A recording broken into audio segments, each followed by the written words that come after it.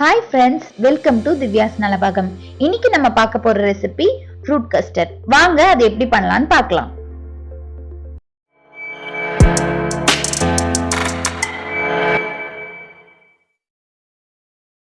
ரெசிபிக்கு தேவையான இன்கிரிடியன்ட்ஸ் என்னன்னு பார்க்கலாம்.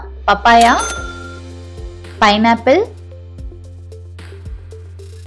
டூட்டி ஃப்ரூட்டி, செரி, ஒரு banana, pomegranate, apple and kiwi. Fruits கூட கண்டென்ஸ்ட் மில்க் அப்புறம் கஸ்டர்ட் பவுடர். இப்போ ரெசிபியை எப்படி பண்றதுன்னு பார்க்கலாம். எல்லா ஃப்ரூட்ஸையும் சின்ன சின்னதா கட் பண்ணிக்கலாம். நான் டைம் லைன்ல போடுறேன் பாருங்க.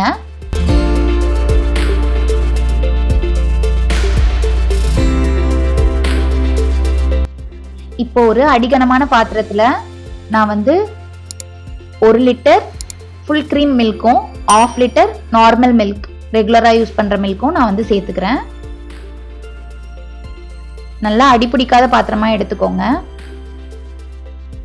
இப்போ நான் பால் சேர்த்துட்டேன். இதுல நான் 400 கிராம் சுகர் சேர்க்க போறேன். நீங்க உங்களோட டேஸ்ட்டுக்கு ஏத்த மாதிரி எவ்வளவு இனிப்பு வேணுமோ அவ்வளோ சேர்த்துக்கலாம். சுகர் சேர்த்துட்டு நல்லா மிக்ஸ் பண்ணுங்க. பால் கொஞ்சம் லைட்டா காஞ்சி வரும்போது சுகர் சேருங்க. அதுக்கப்புறம் நான் கொஞ்சம் சாஃப்ரான் ஸ்ட்ரிங்ஸ் சேர்த்துக்கிறேன். இது ஆப்ஷனல் தான், நீங்க வேணும்னா சேர்த்துக்கலாம், வேணாம்னா விட்டுறலாம். அதுக்கப்புறம் கஸ்டர்ட் பவுடர் 1/2 லிட்டருக்கு 1 டேபிள் ஸ்பூன், ஸோ 1.5 லிட்டருக்கு 3 டேபிள் ஸ்பூன் கஸ்டர்ட் பவுடர் சேர்த்துக்கிறேன். சேர்த்து இதில் கொஞ்சம் தண்ணி மிக்ஸ் பண்ணி லம்ஸ் இல்லாமல் கலந்து அந்த பாலில் நம்ம சேர்க்க போகிறோம். பால் காஞ்சி வந்ததுக்கப்புறம் கொஞ்சம் சிம்மில் வச்சிருங்க. ஏன்னா ரொம்ப பால் சூடான பாலில் நம்ம இந்த கஸ்டர்ட் பவுடரோட லிக்விடை சேர்க்கக்கூடாது.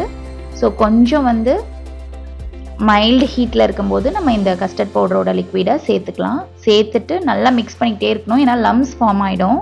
ஸோ அதனால் நல்லா மிக்ஸ் பண்ணிக்கிட்டே இருக்கணும். இப்போது நான் இதில் ஒரு 2லேருந்து 3 டேபிள் ஸ்பூன் கண்டென்ஸ் மில்க் சேர்க்குறேன். கண்டென்ஸ்ட் மில்க் சேர்த்ததுக்கப்புறமா அகெயின் நல்லா மிக்ஸ் பண்ணி விடுங்க.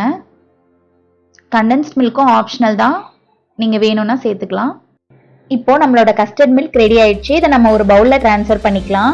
இது கொஞ்சம் ரூம் டெம்பரேச்சருக்கு வர வரைக்கும் ஒரு 1/2 hour to 45 minutes வெயிட் பண்ணுங்க. அப்படி இல்லைன்னா நீங்க ஃப்ரிட்ஜில் வச்சு கூட எடுத்துக்கலாம்.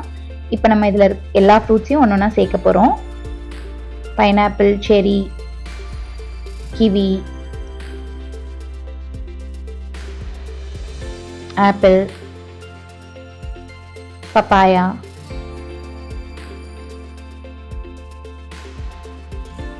pomegranate and ஃபைனலா கொஞ்சம் டூட்டி ஃப்ரூட்டி அண்ட் செரி. இது எல்லாத்தையும் சேர்த்துட்டு எல்லாத்தையும் நல்லா மிக்ஸ் பண்ணுங்க. இதை நல்லா மிக்ஸ் பண்ணிட்டு ஒரு 2 to 3 hours ஃப்ரிட்ஜில் வச்சுட்டு அதுக்கப்புறமா நம்ம எடுத்து இதை சர்வ் பண்ணலாம். ஃப்ரூட் சாப்பிடாத குழந்தைங்க கூட இந்த மாதிரி பண்ணி கொடுத்தீங்கன்னா ரொம்ப விரும்பி சாப்பிடுவாங்க. இப்போ நம்ம ஃப்ரிட்ஜில் இதை வச்சு 2 hours கிட்ட ஆயிடுச்சு. இதை எடுத்து பார்க்கலாம் எப்படி வந்திருக்குன்னு. பார்த்தீங்களா, நம்மளோட கஸ்டர்ட் ஃப்ரூட் ரெசிபி ரெடி ஆயிடுச்சு. இதை நம்ம இப்போ ஒரு பவுலில் சர்வ் பண்ணலாம்.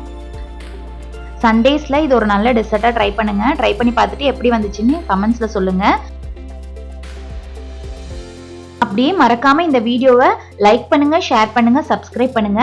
நான் இன்னொரு நல்ல ரெசிபியோட அடுத்த வீடியோவில் உங்களை சந்திக்கிறேன். தேங்க்ஸ் ஃபார் வாட்சிங்.